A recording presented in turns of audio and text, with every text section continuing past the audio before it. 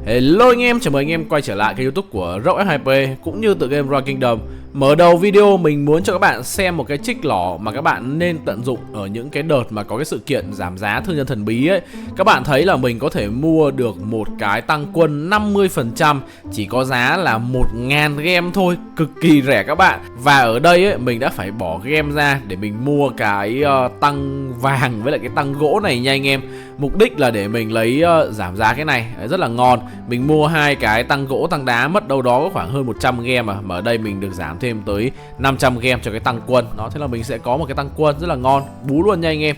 Thông thường thì các bạn chỉ có thể giảm giá được là 70% ở đây thôi, tức là 1500 gem cho một cái. Thì ở đây các bạn sẽ được tới 80%, rất là mắc ping các bạn. Cái sự kiện phá sản cửa hàng này ấy, có nghĩa là khi mà các bạn mua một cái vật phẩm ở cùng cái hàng đó thì nó sẽ giảm giá ngẫu nhiên một cái vật phẩm còn lại trong hàng. Và các bạn nên tận dụng để mua cái tăng quân nếu mà các bạn có thể tìm thấy tăng quân ở trong cửa hàng nhé. Rồi, và quay trở lại với nội dung chính của video ngày hôm nay thì chúng ta sẽ cùng thảo luận về lối chơi bộ binh trong năm 2025. Chúng ta sẽ cùng tìm hiểu đâu là những cái vị tướng tím, tướng cam các bạn nên đầu tư trong meta hiện tại. Nên chọn nền văn minh ra sao, những cái đội hình vũ trang và trang bị xây dựng làm sao cho hiệu quả nhé. Về đơn vị bộ binh thì đầu tiên các bạn cần biết bộ binh là đơn vị chạy chậm thứ hai trong tựa game Royal Kingdom, chỉ chạy nhanh hơn đúng quân bao vây thôi, với tốc độ hành quân cơ bản là 65. Đối với quân bao vây thì các bạn sẽ có tốc độ hành quân cơ bản là 60. Ở đây mình đang lấy cái tốc độ hành quân trên đơn vị lính cấp 5 nhá. Và kỵ binh các bạn có tốc độ hành quân là 80 này. Cung thì sẽ chạy nhanh hơn bộ đấy. Rất bất ngờ đúng không? Mặc dù các bạn thấy cung trong game chạy khá là chậm, nhưng mà cung có tốc độ hành quân cơ bản lên tới là 70%, tức là vẫn nhanh hơn bộ binh. Với việc có tốc độ di chuyển ấy, nó hơi chậm một chút, nhưng mà những cái vị tướng bộ binh lại được cung cấp cho cái khả năng gây sát thương rất là lớn, cũng như là độ chống chịu ở trên open field. Và để bắt đầu với lối chơi bộ binh ấy, thì các bạn cần làm cái việc đơn giản nhất, đó chính là chọn nền văn minh. Với bộ binh thì chúng ta sẽ có 3 cái nền văn minh mà anh em cần phải lưu ý cho mình. Đầu tiên đó là nền văn minh Hy Lạp, các bạn sẽ tăng máu bộ binh thêm 5% và các bạn sẽ tăng sát thương đội quân tập kết là 5%, có nghĩa là khi anh em mở rally ấy sẽ được tăng thêm là 5% sát thương. Thì đây là một nền văn minh thích hợp cho những cái người chơi bộ binh mà đóng vai trò là key rally, đúng không? Các bạn mở rally ở K1, K2, K3 hoặc thậm chí chinh phạt, các bạn chọn nền văn minh Hy Lạp thì các bạn sẽ gây nhiều sát thương hơn, rất là quan trọng với những cái rally mà kéo dài. Nền văn minh bộ binh thứ hai mà anh em cần phải biết đó chính là La Mã nha. Các bạn sẽ được tăng phòng thủ bộ binh thêm 5%, tốc độ hành quân được tăng thêm 5%. Và cái tốc độ hành quân ở đây á, thì nó không chỉ bao gồm riêng cho bộ binh mà cho cả kỵ và cung. Meta hiện tại các bạn chạy nhanh thì đánh nhấp nhả cũng ngon hơn rất là nhiều. Thậm chí nhiều người chơi ấy, mình thấy là họ còn muốn lấy cái dòng tốc độ chạy ở trong cái hệ thống vũ trang cơ. Nên đây cũng là một cái nền văn minh mà anh em có thể lựa chọn nếu mà thích đánh open field. Và nền văn minh thứ ba mà chúng ta cần phải biết đó chính là Pháp nha. Pháp là một nền văn minh các bạn có khả năng tăng máu đội quân thêm 3%. Nó khác với Hy Lạp. Hy Lạp thì chỉ tăng máu cho bộ binh thôi, còn Pháp là tăng máu cho tất cả loại quân các bạn luôn. Đồng thời chỉ số của Pháp ấy cũng giúp các bạn tăng cái tốc độ chữa lành bệnh viện thêm 20% và sẽ giúp các bạn tiết kiệm được rất là nhiều tăng tốc trong quá trình chữa lính. Cả ba nền văn minh mà mình vừa nói á, thì các bạn đều có lính đặc nhiệm là cái lính bộ binh hết, nên là anh em chọn nền văn minh nào cũng được.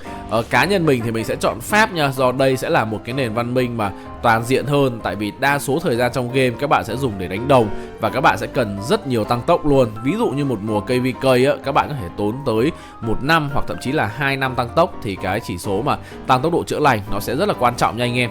Sau khi đã chọn nền văn minh thì chúng ta sẽ cần phải biết về 3 cái đội hình sử dụng cho bộ binh ở meta hiện tại. Ở cái hệ thống đội hình này ấy, thì chỉ xuất hiện khi các bạn kết thúc KVK1 mà thôi. Có nghĩa là các bạn phải chơi cái nhân vật của các bạn ấy nó từ 140 đến 150 ngày tuổi trở đi thì nó mới xuất hiện chính vụ viện nhá. Đối với tính năng chính vụ viện này thì các bạn có thể chọn được 3 cái đội hình ở trong game. Và 3 cái đội hình thích hợp cho anh em bộ binh ấy, chúng ta sẽ có đầu tiên đó chính là đội hình vòm, giúp các bạn tăng sát thương thêm 5%. Đội hình thứ hai chính là đội hình tam giác, giúp tăng sát thương kỹ năng thêm 5%. Và đội hình thứ ba chính là cái đội hình gọng kìm nha, giúp tăng sát thương trừng phạt thêm 10%. Thì nếu các bạn là những người chơi đang có cái xu hướng là lên chuyên bộ binh ấy, thì chúng ta sẽ lấy cho mình 3 đội hình đó nha. Đó là vòm, tam giác và trừng phạt. Đây là 3 cái sát thương chính của bộ binh trong meta hiện tại. Tiếp theo đến với mục đồ đạc ở trong game. Các bạn không cần phải dành quá nhiều thời gian để suy nghĩ về cái đồ lam và đồ xanh lá đâu, tại vì game này hiện tại thì cơ bản nhất anh em có phải xài đồ tím rồi. Và đồ tím thì thật ra cũng rất là dễ. Ví dụ ở đây các bạn sẽ chỉ có duy nhất một cái nón bộ binh là tăng chỉ số bộ binh thôi. Những cái nón còn lại là tăng chỉ số cung này, tăng chỉ số kỵ, tăng chỉ số quân bao vây. Nên là về bản chất thì anh em xây set đồ tím cho bộ binh ấy nó rất là dễ các bạn, không có cái gì khó khăn cả. Các bạn sẽ lựa chọn những cái món mà tăng cái dòng chỉ số bộ binh cao nhất đối với từng set đồ tím nha. Ở đây thì mình sẽ chỉ muốn nói về set đồ cam cho bộ binh mà thôi. Hiện tại thì set đồ cam tối ưu nhất cho những cái đơn vị bộ binh ở trong game ấy chúng ta sẽ có đó là búa KVK này, đó, nón KVK nha anh em. Thì hai cái đồ này mình sẽ gọi là hai cái đồ lẻ đi, cung cấp rất nhiều chỉ số. Và 4 món còn lại thì chúng ta sẽ sử dụng đó là 4 món theo cái set đế chế vĩnh cửu. Khi các bạn mặc 4 món theo set đế chế vĩnh cửu ấy, các bạn sẽ tăng thêm tốc độ hành quân thêm 10%, sẽ giúp cho cái đơn vị bộ binh của anh em ấy nó khắc phục được cái điểm yếu là di chuyển chậm chạp. Thì đây đến thời điểm hiện tại mình nghĩ là cái set đồ tối ưu nhất cho bộ binh rồi. Các bạn có chỉ số công thủ khá là toàn diện và có thêm tốc độ chạy nữa. Một set đồ thứ hai mà anh em cũng có thể tận dụng ở trong game đó chúng ta sẽ sử dụng set 2 đồ KVK, áo và quần lẻ, tay và giày theo set bộ binh nha. Cái set này thì mình sẽ gọi là một set cơ bản đi. Đây là một set đã được sử dụng trong game rất là lâu rồi. Các bạn sẽ lấy được thêm cái dòng phòng thủ đội quân 3% ở cái bộ đế chế vĩnh cửu. Còn lại anh em mặc đồ lẻ hết. Thì cái bộ trang bị này ấy, nó sẽ cung cấp cho anh em cái phòng thủ bộ binh rất là cao, lên tới là hơn 70%. Ở đây là mình cũng đã full talent hết rồi nha anh em. Nói về lên đồ cam ấy thì mình nghĩ các bạn cũng không cần phải quá gò bó là phải đúng cái ô đó, phải là cái món đồ đó anh em ạ. Mình nghĩ là tối ưu nhất hiện tại á, nếu mà các bạn có điều kiện thì anh em nên chọn đó là 2 đồ KVK, còn lại 4 món còn lại theo set hết để các bạn chạy nhanh hơn. Chạy nhanh hơn trên Open Field hiện tại rất là quan trọng nha các bạn. Anh em truy đuổi và chạy thoát khỏi kẻ địch cũng dễ hơn rất là nhiều. Tiếp theo chúng ta sẽ đến với những vị tướng tím và cam bộ binh vẫn có thể được sử dụng trong meta hiện tại. Ở đầu tiên đó là quốc tướng Tôn Tử rồi. Đây là con tướng tím bộ binh được mệnh danh là ngon nhất game. Các bạn chơi bộ binh thì các bạn có một cái điểm cộng là các bạn sẽ lấy được con này ngay từ sớm với việc các bạn chọn cái nền văn minh Trung Quốc để các bạn khởi đầu. Không có gì để nói nhiều về Tôn Tử anh em. Đây vẫn là con tướng đáng đầu tư nhất với anh em mới chơi đầu game. Vị tướng thứ hai mà các bạn nên lựa chọn thì mình sẽ hướng tới là Bronze Ironside nha. Tại vì trong bộ skill của Bronze ấy các bạn sẽ có một chiêu mình nghĩ rất là hay, đó là chiêu 4. Khi các bạn mà ra đòn tấn công cơ bản ấy, các bạn sẽ có xác suất 10% gây sát thương trực tiếp bổ sung cho mục tiêu hệ số 800. Chiêu 1 của Bronze thì sau khi các bạn gây sát thương kỹ năng ấy thì trong 3 giây tiếp theo 3 đội quân kẻ thù trong phạm vi hình quạt ấy sẽ chịu thêm là 15% sát thương kỹ năng. Thì anh em có thể cho Bronze Ironside đi chính, Tôn Tử đi phụ cũng được. Về tướng tím ấy thì mình nghĩ là chúng ta chỉ có 2 lựa chọn là Tôn Tử và Bronze Ironside thôi. 2 lựa chọn còn lại là Mundeok ấy và con Pericles ấy. Thực ra anh em xài cũng được, cái sức mạnh của nó không chênh lệch nhiều so với Tôn Tử và Bronze. Nhưng mà ở giai đoạn KVK 1 ấy thì thường anh em cũng sẽ không chơi quá nhiều đạo quân đâu. Nên là mình nghĩ chúng ta sẽ chỉ cần tập trung vào Tôn Tử và Bronze là ok. Nếu mà anh em muốn ghép tướng ấy thì mình nghĩ là các bạn sẽ cho Bronze đi chính và Tôn Tử đi phụ thì các bạn sẽ có sát thương cao hơn. Ngược lại nếu mà anh em cho Tôn Tử đi chính ấy, thì các bạn sẽ ra được cái chiêu 1 này trước. Ra chiêu 1 này trước đồng nghĩa với việc các bạn sẽ có khả năng gây sát thương AoE. Giả sử mà Tôn Tử ra skill xong đúng không? Anh em rút về ấy, thì các bạn cũng sẽ có lợi tại vì các bạn đã gây sát thương AoE rồi. Còn nếu mà anh em cho Bronze đi chính ấy, thì các bạn sẽ cần phải chờ thêm 2 giây nữa để Tôn Tử có thể ra skill mới tối ưu được sức mạnh trên cặp tướng này. Tướng tím thì khá là dễ, không có gì để nói quá nhiều. Chúng ta sẽ bước qua đến mục tướng cam. Tướng cam bộ binh là một trong những cái bộ tướng mà mình rất yêu thích. Khởi đầu với những vị tướng từ KVK 1 thì chúng ta sẽ có 3 lựa chọn. Đầu tiên là Charlie Martel, thứ hai là Richard và thứ ba là Pierrot nha anh em. Pierrot mặc dù là một con tướng bộ binh đời mới, có bảng tài năng là đa năng, thiên về đánh đồng rất là nhiều, nhưng mà vai trò của Pierrot ở trong game ấy, thực tế từ KVK 1 thì các bạn sẽ thấy vị tướng này chủ yếu dùng để đánh đồng thôi. Còn cái vai trò dùng để rally, đồn trú và đánh đồng, tức là đa năng hơn rất là nhiều, thì ngôi vương vẫn thuộc về Charlie Martel nha anh em. CMG vẫn là cặp tướng mạnh mẽ nhất ở giai đoạn KVK 1, đồn trú được, đánh đồng được, rally được luôn. KVK 1 các bot lại còn hay Swarm nữa thì Swarm và con CMG này rất là thốn. Nên là nếu mà nói về tướng cam đầu game ấy thì anh em nên lựa chọn Charlie Martel, mình nghĩ là sẽ tối ưu hơn rất là nhiều. Còn đối với trường hợp của Pierrot ấy thì sẽ thích hợp với những bạn mà có nạp gói ngày hơn. Tức là anh em nạp gói ngày thì anh em có thể lên mắc chiêu 1 này, chiêu 2 và chiêu 3. Ở chiêu 4 thì anh em có thể bỏ qua nha. Còn nếu mà anh em mắc cả con Pierrot ở K1 thì càng tốt. Nhưng mà tướng K1 thì về sau các bạn cũng không dùng được ở chinh phạt đâu. Nên là anh em đầu tư nhiều vào thì cũng nên cân nhắc nha. Còn với Richard thì đây là vị tướng tướng vòng quay đầu tiên các bạn xuất hiện ở trong game. Recharge có mạnh ở K1 không? Có chứ, Recharge rất là trâu các bạn, khả năng hồi máu giúp cho Recharge có thể trụ vững cực kỳ lâu trên open field, nhất là khi đầu game toàn với ông T4 chơi với nhau nữa. Nhưng mà nếu mà anh em đầu tư vào Recharge thì các bạn sẽ không có lực để đầu tư vào CM và Pierrot. Anh em mà mắc được Recharge của K1 là anh em phải nạp cực kỳ nhiều tiền đó, kiểu như là quay vòng quay này, rồi nạp gói ngày, dồn tượng vàng chung thì mới mắc được Recharge nha. Nên là nếu mà nói về 3 vị tướng cam khởi đầu thì mình sẽ ưu tiên đó là Charlie mà theo đầu tiên. Các bạn có thể đánh là CM Tôn Tử này, hoặc là CM Di Song Di. Tiếp theo các bạn có thể lên Pierrot, và cuối cùng là Recharge. Thông thường thì các bạn có CM Max ở đầu game đã mạnh lắm rồi. Sau khi kết thúc KVK1 và bước qua giai đoạn KVK2, thì chúng ta sẽ làm quen với 3 vị tướng bộ binh nữa. Đầu tiên đó là Alexander Đại Đế. Đây là vị tướng bộ binh cực kỳ mạnh ở giai đoạn K2 đó, và có thể dùng được đến chinh phạt nha. Một trong những vị tướng hiếm hoi rất đa dụng ở trong game. Anh em có thể dùng Alex để đánh đồng cực kỳ ngon. Nếu mà chấm trên thang điểm hiện tại mình nghĩ là Alex vẫn sẽ nằm ở thang điểm 7. Điều này cần cảm ơn vào chiêu 2 của vị tướng này, có thời gian hồi chiêu rất là ngắn, chỉ có 3 giây mà thôi, xác suất 10% gây sát thương trực tiếp lên mục tiêu hệ số 1007. Thì trên open field các bạn đánh nhau nhấp nhả rất là nhiều. Cái chiêu của Alex nó kích hoạt là anh em sẽ gây rất nhiều sát thương luôn, và hồi chiêu nó cực kỳ ngắn, chỉ có 3 giây, trong khi những vị tướng khác tương tự thì thời gian hồi chiêu sẽ là 5 giây hoặc 10 giây.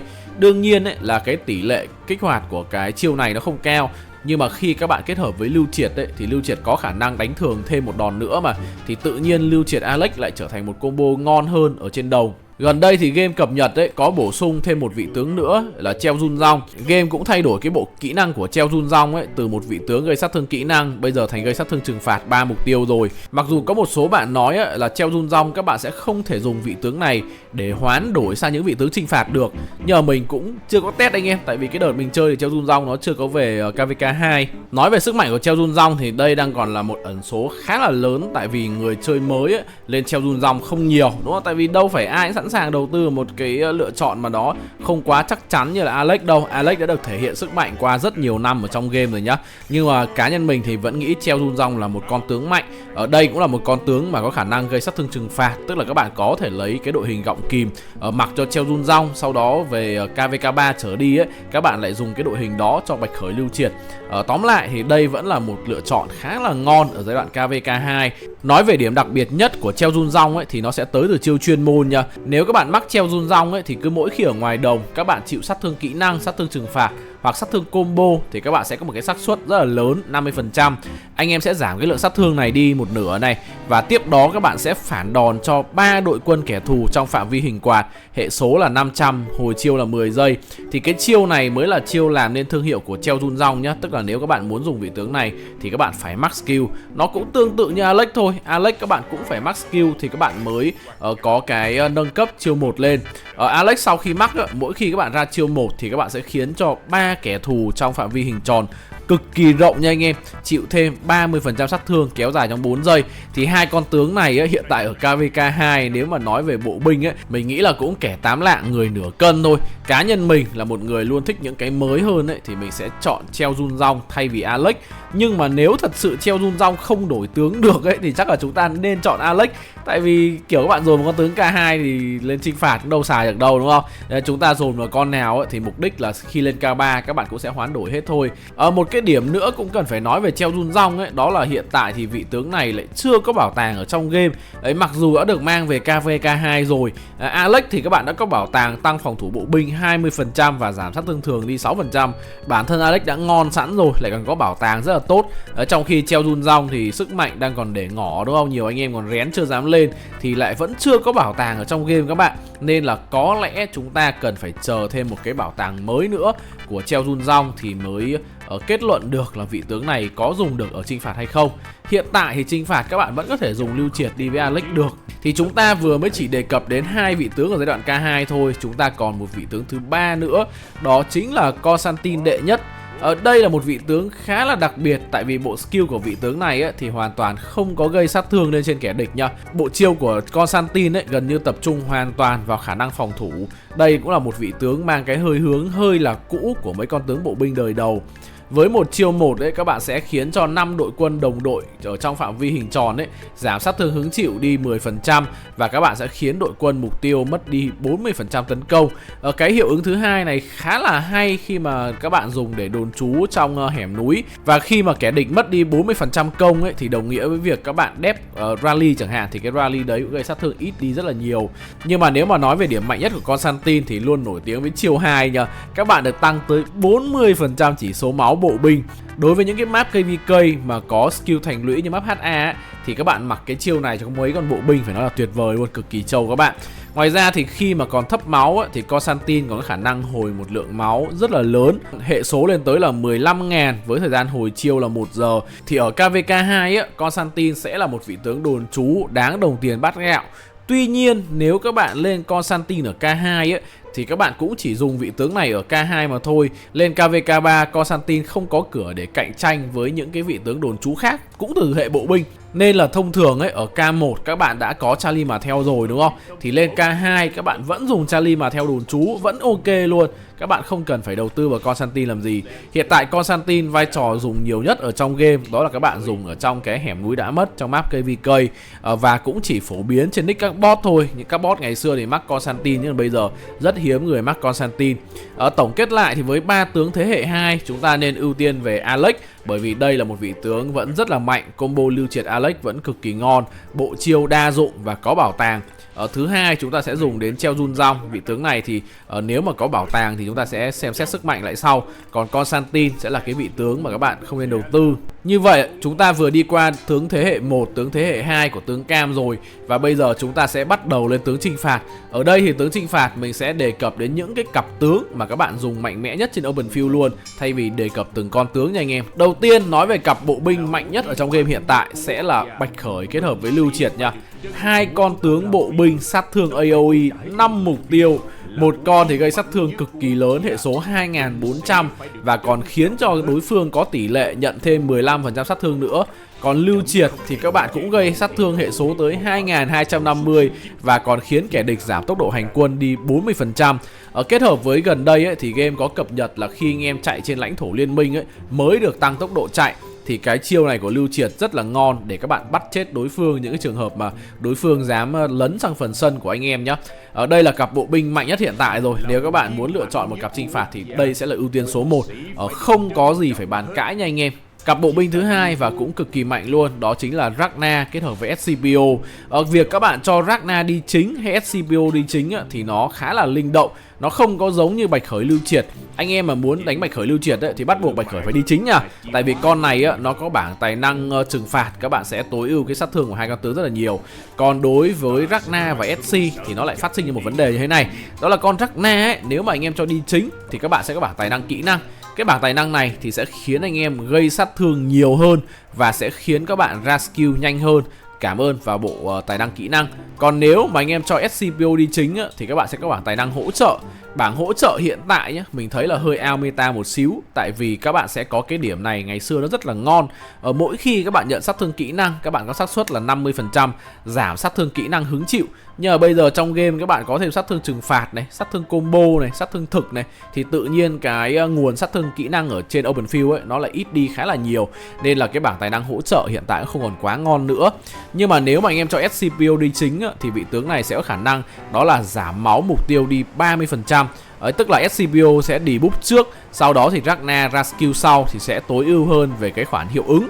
Nhưng mà cá nhân mình, ngày xưa mình đánh SC đi chính, còn mấy KVK gần đây mình đã đổi qua Ragna đi chính rồi nha anh em. Và nếu mà nói về chiến báo thì nó thật sự rất là ngon luôn, chỉ thua đúng Bạch Khởi Lưu Triệt thôi. Chúng ta đã có 2 đạo bộ binh ở giai đoạn KVK3 rồi. Ưu tiên số 1 thì là Bạch Khởi Lưu Triệt, số 2 là Ragna SC. Thật sự mình nghĩ là 3 đạo bộ binh hiện tại cũng có thể chơi được, nhưng mà các bạn cần phải tách những cái con tướng mà chúng ta vừa nói ra để có thể tối ưu hơn nha. Đầu tiên đó là Bạch Khởi thì chúng ta sẽ không cho Bạch Khởi đi với Lưu Triệt nữa, mà các bạn sẽ sử dụng đó là Bạch Khởi William Worley để làm một cặp bộ binh sát thương trừng phạt. Cặp bộ binh thứ hai chúng ta sẽ có là Lưu Triệt kết hợp với Alex nha. Cây nhà lá vườn quá ngon, tận dụng từ KVK2 tới tận chinh phạt luôn. Ở trong bộ kỹ năng của Lưu Triệt hồi nãy mình đã đề cập rồi, chuyên môn các bạn sẽ có xác suất khá là cao đấy, 25% đánh thêm một đòn nữa. Và khi các bạn có thêm đòn đánh thì đồng nghĩa với việc các bạn sẽ có tỷ lệ kích hoạt chiêu 2 của Alex nhiều hơn. Nên là Lưu Triệt Alex sẽ trở thành một cặp bộ binh rất là ngon, chạy nhanh, đam to.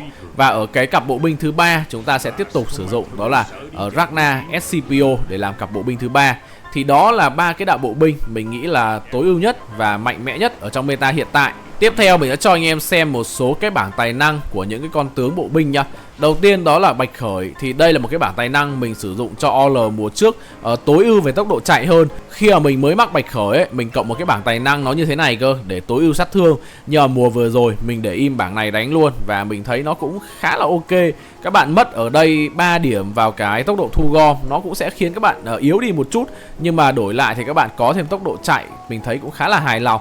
Cá nhân mình thì mình nghĩ là các bạn nếu mà mới chơi ấy, các bạn nên cộng cái bảng tài năng như này cho nhiều đam. Còn anh em chơi lâu thì hoàn toàn có thể cộng bảng ở dưới nhá, không vấn đề gì, tốc độ chạy rất là quan trọng. Đối với bảng tài năng của Ragna thì chúng ta sẽ lấy vào full nhánh xanh luôn để tối ưu sát thương. Ở trong bộ kỹ năng của Ragna thì các bạn cũng có khả năng gây thêm sát thương bổ sung, nên là sức mạnh tiềm tàng sẽ phát huy được ở trên vị tướng này. Chúng ta sẽ lấy full xanh, còn nhánh đỏ các bạn sẽ lấy lên nắm lấy dây cương để lấy cái độ trâu bò của bộ binh. Tiếp đó là với Lưu Triệt Alex thì chúng ta sẽ có bảng tài năng như sau. Lưu Triệt Alex vốn dĩ đã chạy rất là nhanh rồi nên các bạn sẽ không cần phải quá quan tâm về cái chỗ đa năng này nữa, mà chúng ta sẽ lấy cái bảng tài năng full đỏ để tối ưu với cái chỉ số cho bộ binh hơn. Và chúng ta sẽ lấy 5 điểm này ở nhánh tấn công để tối ưu về cái mặt sát thương. Bảng tài năng của SCPO chúng ta tiếp tục có 2 lựa chọn. Một là các bạn lấy bảng tài năng như trên màn hình. Quan trọng nhất với SCPO ấy, đó chúng ta lấy vào điểm hồi sinh và cái điểm bảo vệ khẩn cấp nha. Anh em sẽ không cần lấy vào điểm lồng gai. Cái điểm này thì cứ mỗi khi các bạn dùng kỹ năng chủ động ấy, các bạn sẽ làm kẻ địch mất đi tốc độ chạy, cấp độ tối đa là 25%. Nhưng mà bây giờ trên Open Field ấy, con Lưu Triệt nó bổ một cái thôi, địch đã mất tới 40% tốc chạy rồi. Mà hiệu ứng giảm tốc ấy nó đâu cộng dồn đâu, nên là anh em không cần phải lấy cái điểm này. Chúng ta có thể ưu tiên cái bảng tài năng trên màn hình, hoặc các bạn cũng có thể lấy xuống cái đa năng để lấy tốc chạy cũng được. Nhưng mà nếu mà mình thì mình vẫn sẽ xài bảng tài năng ở trên nhá. Tiếp đó chúng ta có bảng tài năng của Alex. Thì thực ra Alex với Lưu Triệt bảng tài năng cũng giống nhau thôi, cũng là bộ binh với tấn công. Tiếp theo chúng ta có bảng tài năng của Charlie Martel. Ở đây thì mình có một cái bảng tài năng mình cộng full đỏ, mục đích để mình nhảy nhà nên mình không quá quan tâm về tốc độ chạy nha. Đối với những anh em mà mới chơi thì các bạn có thể cộng cái bảng tài năng như thế này. Tại vì đầu game thì thường anh em chạy rất là chậm, các bạn lấy thêm một ít tốc chạy cũng chả làm gì đâu. Anh em sẽ tập trung nhiều hơn vào nhánh phòng thủ để trở nên trâu bò hơn. Cái bảng này thì cũng sẽ giúp các bạn có thể đánh ở trong hẻm núi đã mất. Pirate ở đây mình chưa có mắc cấp, nhưng bảng tài năng của Pirate đấy cũng là bộ binh phòng thủ, nên là các bạn cũng có thể lấy cái bảng tài năng của CM để cộng cho Pirate luôn nha anh em. Đây, anh em sẽ cộng như thế này. Nãy giờ chúng ta đã nói về tướng đánh Open Field rất là nhiều. Thật sự thì mình nghĩ là đa số người chơi các bạn cũng chỉ quan tâm về Open Field thôi. Nhưng mà mình sẽ mở rộng thêm một chút về những cái vị tướng bộ binh dùng để đồn trú và rally nhá. Hiện tại đồn trú mạnh mẽ nhất ở trong game thì chúng ta đang có đó là Gorgo kết hợp với Heraclius. Về Gorgo thì không có gì để nói nhiều vị tướng này. Đây vẫn là một vị tướng quá ngon rồi, gây sát thương trừng phạt với chiêu nộ chỉ cần có 900 nộ thôi. Ở đây là bảng tài năng Gorgo cho những anh em mà muốn đang làm key dep ở trong game. Hiện tại trong game thì chúng ta cũng có thêm một con tướng bộ binh đồn trú nữa, đó là Tokugawa Ieyasu. Thì anh em có thể cho Gorgo đi chính, Ieyasu đi phụ là một cặp đồn trú bộ binh rất là mạnh. Để phát huy tối đa sức mạnh của những cặp tướng đồn trú ấy, thì các bạn sẽ muốn một cái đội hình mà có đầy đủ minh văn huyền thoại của đội hình gọng kìm nha. Khi mà cái minh văn của đội hình này ấy, sẽ tối ưu về cái lượng sát thương trừng phạt trên những cặp tướng dep và rally bộ binh trừng phạt. Nếu mà nói về rally ở trong game hiện tại thì mình nghĩ là cặp rally bộ binh mạnh nhất chúng ta sẽ có là SCPO Emilius kết hợp với William Worley nha, để tối ưu cái khoản sát thương trừng phạt đơn mục tiêu gây ra ở trong game. Thông thường trong các video của mình ấy, mình không đề cập quá nhiều đến những cái cặp tướng dùng để đồn trú và rally anh em ạ. Tại vì cái cặp tướng đó ấy, cái tập người sử dụng nó rất là ít. Ví dụ như 100 ông ấy, cùng lắm chỉ có 1-2 ông quan tâm. Mà nhiều khi các ông lên để các ông làm key dep, key rally ấy, mà đồ với lại vũ trang của các ông lỏ ấy, tách các ông yếu ấy, thì cũng không ăn thua anh em ạ. Nên là cái này mình chỉ nói thêm để các bạn biết thôi, chứ còn thực tế chúng ta nên tập trung vào vai trò đánh Open Field hơn. Mình sẽ nói thêm một chút về những cái bạn mà đang có cái ý định là chờ tướng bộ binh mới ấy, thì thật sự mình nghĩ là không nên nha. Tại vì hiện tại mới là tháng 7 thôi, các bạn cũng mới được ra mắt Bạch Khởi à. Nếu mà bây giờ muốn chờ tướng bộ binh mới ấy, thì các bạn phải chờ đến tận qua năm 2026. Và đó là khoảng thời gian mình nghĩ rất là lâu luôn. Nên là nếu mà anh em có đủ tượng ấy, thì các bạn nên tập trung vào những cái đạo bộ binh trừng phạt mà mình đã nói trong video ngày hôm nay, thay vì các bạn chờ đời tướng bộ binh mới, nó sẽ rất là lâu. Về lựa chọn phụ kiện cho bộ binh ấy, thì chúng ta sẽ có 3 cái lựa chọn phụ kiện cam nha. Đầu tiên đó là cái sừng thịnh nộ. Cái này là đúng phụ kiện quốc dân luôn, tại vì cứ mỗi khi các bạn đánh thường á thì các bạn sẽ có xác suất nhận thêm 50 nộ. Và con tướng nào cũng cần nộ đúng không? Các bạn đồn trú, rally đánh đồng, có thêm nộ đồng nghĩa việc các bạn ra skill nhanh hơn và mạnh mẽ hơn kẻ địch. Nên là đây gần như là cái món phụ kiện quốc dân rồi. Đối với những cặp bộ binh sát thương trừng phạt đấy thì mình nghĩ là cái yên ngựa này là một cái phụ kiện mới khá là hay. Các bạn sẽ có khả năng hồi máu trên open field. Đây sẽ là một cái lựa chọn mình nghĩ là phù hợp nhất với Bạch Khởi lưu triệt nha anh em. Còn không thì chúng ta sẽ có một lựa chọn an toàn hơn, đó là nhẫn tận thế, cũng giúp các bạn tăng cái lượng sát thương gây ra trên open field. Ngoài ra thì vẫn có một cái lối chơi, đó là lối chơi về chống trận. Tuy nhiên thì mình không phải là fan của chống trận anh em ạ. Đối với mình ấy, cái sừng thịnh nộ đó là quá đủ nộ để xài trên open field rồi. Mình nhấp nhả chưa bao giờ bị cái tình trạng là ra skill thua thiệt so với đối phương cả. Đối với phụ kiện đồ tím thì chúng ta sẽ có cái sẹo gió, cũng là một cái phụ kiện anh em đáng lưu tâm. Combo phụ kiện đồ tím mình nghĩ là mạnh mẽ nhất cho bộ binh chúng ta sẽ có là sẹo gió kết hợp với mưu kế cổ xưa nha.